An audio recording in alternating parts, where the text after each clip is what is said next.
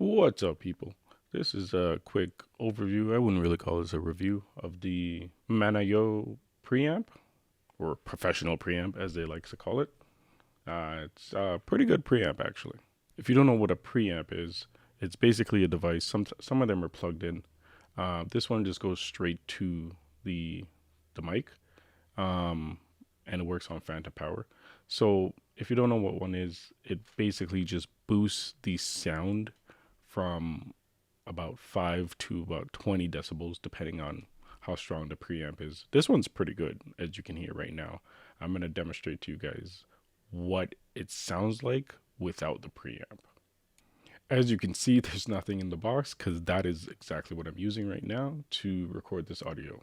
I'm just gonna pop a picture up right here and you can see what it looks like. It's just a little cylindrical device you attach to the back of the microphone, like I said. It's nothing crazy like other preamps, but it is powerful because I've seen a drastic change when I installed it.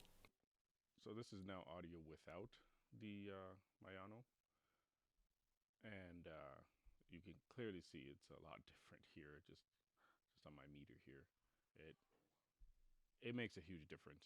Like if I go a little closer to the mic like this, like it still doesn't go as high as what it did before with the preamp. If you take a look at my timeline here, you can see that there's audio spikes here. I usually bump them up, but over here there's nothing. But the audio was recorded, and that is what it looks like without the preamp. Now I could spend all day comparing if it's good or not to have the preamp or whatever, but I'm not going to do that. You're here to hear the audio quality. So that's what I'm going to show you. I'm going to show you the difference, if it's worth getting a preamp or not. And I would say 100% it is.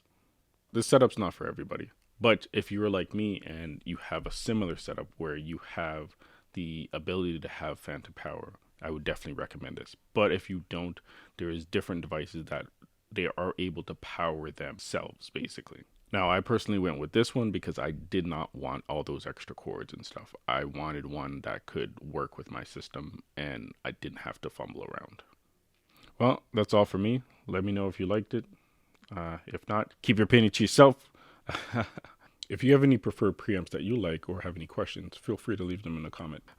Thanks, guys. Later.